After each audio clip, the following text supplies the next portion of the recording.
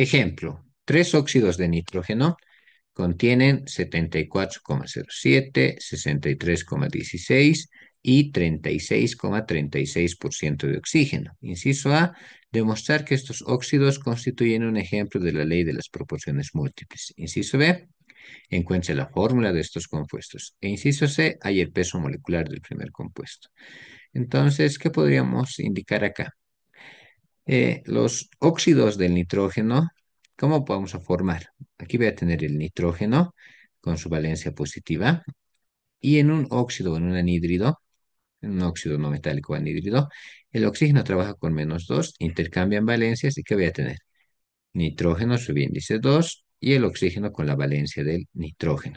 Es más, dependiendo si esta valencia eh, sea par, en algún caso se puede simplificar. Veamos.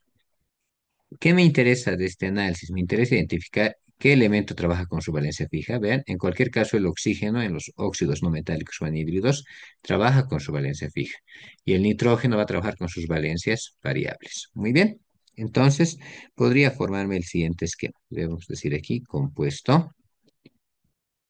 Son tres compuestos, X, Y y Z.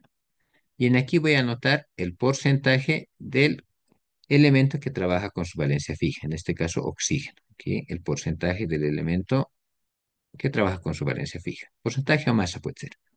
En la siguiente columna, el porcentaje o masa del elemento que trabaja con su valencia variable, en este caso el nitrógeno. Ahí está, ¿no? Con su valencia variable. Podemos ir anotando los datos. Vean que me está dando los porcentajes de quién? De oxígeno, ¿sí? Entonces, en este caso me están dando los porcentajes del oxígeno, del elemento que trabaja con su valencia fija. En este caso, dice, en el primer compuesto es 74,07, en el siguiente es 63,16 y en el último es 36,36. ¿Cómo hallaría el porcentaje de nitrógeno? Recordemos que la suma de porcentajes siempre tiene que dar 100%. Entonces, en este caso, el porcentaje de nitrógeno lo voy a hallar por simple diferencia. Es decir, 100 menos 74,07, esto me da un valor de 25,93. 100 menos 63,16, esto me da un valor de 36,84. Y finalmente, 100 menos 36,36, esto me da un valor de 63,64%. Siempre la suma de porcentajes tiene que darme 100%. Luego, ¿qué hago? Voy a hacer una división. Y en esta división, ¿qué voy a hacer? Voy a agarrar la masa o porcentaje del elemento que trabaja con su valencia fija, en este caso el oxígeno, lo divido entre la masa o porcentaje del elemento que trabaja con su valencia variable, en este caso el nitrógeno. Para el primer compuesto tendríamos esta operación. Al hacer esta operación, esto nos da un valor de 2,86. Bien, 2,86. En acá lo propio, la masa del o porcentaje del nitrógeno entre la masa o porcentaje de oxígeno.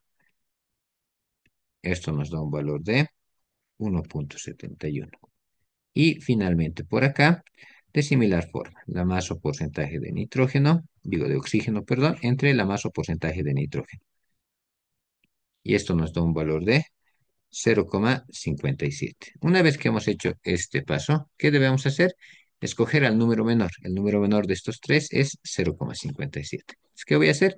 A todo voy a dividir entre 0,57. 0,57. Por acá igual. En el último caso, pues un número entre el mismo número me da la unidad. Y estoy esperando que me dé esto un número entero. Si no me diera un número entero, pues tengo que buscar un número que al multiplicar con el resultado que obtenga me dé un número entero. En el primer caso, esto me da 5,02. Esto es prácticamente 5, se puede redondear a 5, no hay mucho problema. Y en este otro caso me da exactamente 3. Entonces, vean, ya tengo mis números enteros. ¿Qué podría decir? La relación de oxígeno en estos óxidos, ¿cuánto es? Es de 5 a 3 a 1. ¿Sí? Entonces, ¿cómo podríamos identificar incluso esto? Diríamos lo siguiente. A ver, acá podemos redactar la relación